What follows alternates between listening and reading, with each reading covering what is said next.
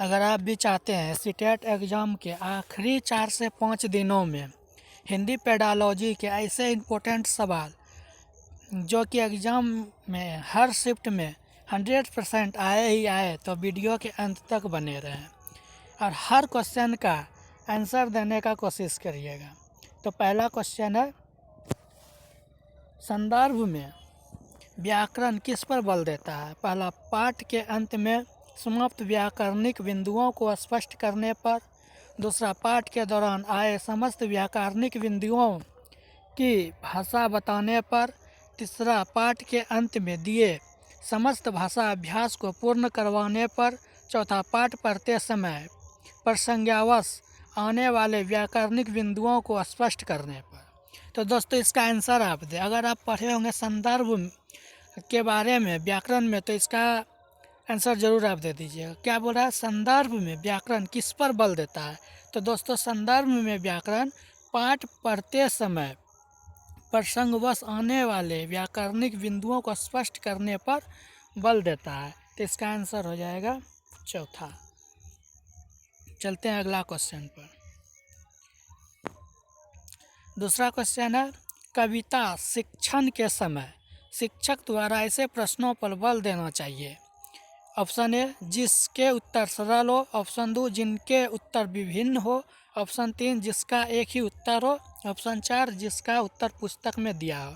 तो दोस्तों, आप अगर हिंदी पेडालॉजी के कविता शिक्षण वाले चैप्टर पढ़े होंगे, तो उसमें शिक्षक उन प्रश्नों पर बल देता है जिसमें कि उत्तर विभिन्न रूप से बच्चा अपने प्रश्नों को उत्तर विभिन्न रूप से दो। तो इसका आंसर हो जाएगा 2, जिसके उत्तर विभिन्न हो।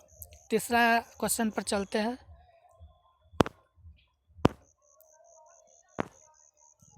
तीसरा क्वेश्चन दोस्तों, हर एक क्वेश्चन बहुत इंपॉर्टेंट है। आप वीडियो को ज़रा भी स्किप मत कीजिएगा और वीडियो को अंत तक ज़रूर देखिएगा।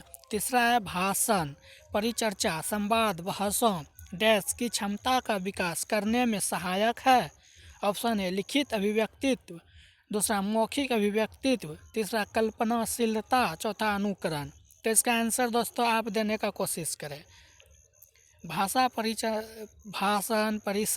परिचर्चा, संवाद, बहस, तो इसका किसमें सहायक देता है? तो दोस्तों, इसका आंसर हो जाएगा 2, मौखिक अभिव्यक्ति के। मौखिक अभिव्यक्ति पर बल देता है। तो इसका आंसर हो जाएगा 2, मौखिक अभिव्यक्ति। तो चलते हैं अगला क्वेश्चन। बिना देरी के सारे क्वेश्चन दोस्तों हम करने वाले हैं। तो चौथा क्वेश्चन है, गद्यांश है। गद्य रचना को पद्य में रूपांतरित करना और पद्य को गद्य में रूपांतरित करना डैश में मदद करता है। साहित्य के सर्वोत्तम सृजन में, अभ्यास प्रश्नों को गढ़ने में, भाषाई संरचनाओं पर आधारित, भाषा व्याकरण पर आधारित। तो दोस्तों, इसका आंसर आप दें। हर एक क्वेश्चन बहुत ही इंपॉर्टेंट, और मैं बहुत ही हर जगह क्वेश्चन पेपर से ढूंढ के क्वेश्चन लाया हूँ। तो क्वेश्चन बहुत ही इंपॉर्टेंट है, इसका आंसर आप ज़रूर दीजिए दोस्तों। तो दोस्तों, इसका आंसर हो जाएगा भाषाई संरचना पर आधारित। गद्य और पद्य के जो रूपांतरण वह भाषाई संरचनाओं पर आधारित है। तो इसका आंसर हो जाएगा 3। चलते हैं अगला क्वेश्चन। अगला क्वेश्चन है, भाषा स्वयं में एक व्यवस्था है। ऑप्शन ए, सरल। दूसरा, जटिल। तीसरा, नियमबद्धता। चौथा, तार्किक। तो इसका आंसर आप दे। भाषा स्वयं में एक व्यवस्था है। भाषा कैसा व्यवस्था है? तो दोस्तों, इसका आंसर हो जाएगा तीसरा, नियमबद्धता। भाषा एक नियमबद्धता व्यवस्था है। तो इसका आंसर हो जाएगा 3, नियमबद्धता। चलते हैं अगला क्वेश्चन पर। दोस्तों, आप ऐसे ही चाहते हैं कि इम्पोर्टेंट सब क्वेश्चन आए, तो वीडियो को अंत तक देखिए और अंत में अपना राय भी बताएं। और मैं कुछ क्वेश्चन आपके लिए भी लाया हूँ, तो उसको भी ज़रूर देखें। छठा क्वेश्चन है, नाटक और एकांकी पढ़ने पढ़ाने के दौरान सर्वाधिक महत्वपूर्ण है। ऑप्शन ए, उच्चारणगत शुद्धता। दूसरा, नाटक के शास्त्रीय तत्व। तीसरा, मौन पाठन। चौथा, संवादी उदागई। तो दोस्तों देखिए, अगर आप हिंदी नाटकी मतलब पढ़े होंगे चैप्टर, तो उसमें देखिए ये क्वेश्चन 100% मिलेगा। नाटक और एकांकी पढ़ने पढ़ाने के दौरान सर्वाधिक महत्वपूर्ण है। आप दोस्तों इसका आंसर दें, फिर मैं आंसर बता रहा हूँ। तो दोस्तों इसका आंसर होगा संवाद उदाहरण। बालक जब भी दिखे कुछ भी पढ़ने के लिए हो तो बालक पहले संवाद मतलब आपस में संवाद बार विचार करके ही अपना शिक्षा को आगे बढ़ाता है। तो इसका आंसर हो जाएगा चौथा, संवाद उदाहरण, संवाद उदाहरण। चलते हैं अगला क्वेश्चन पर।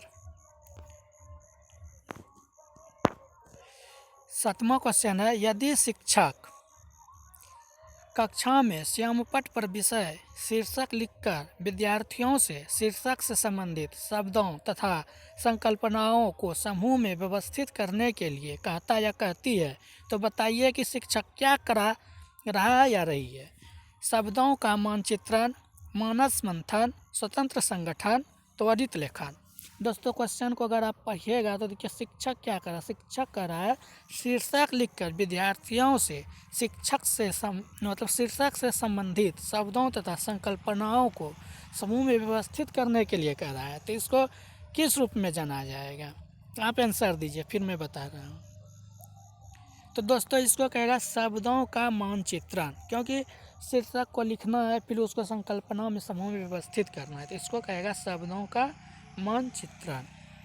तो इसका ऑप्शन हो जाएगा ए, शब्दों का मानचित्रण। चलते हैं बिना देरी किए 8वां क्वेश्चन पर। 8वां क्वेश्चन है, प्राथमिक कक्षाओं में यह अनुशंसा की जाती है कि बच्चों को उनकी मातृभाषा में पढ़ाया जाए क्योंकि ऑप्शन ए, यह बच्चों को विषय सामग्री अच्छी तरह से समझाने में सक्षम बनाती है। दूसरा, यह क्षेत्रीय भाषाओं को बढ़ावा देता है।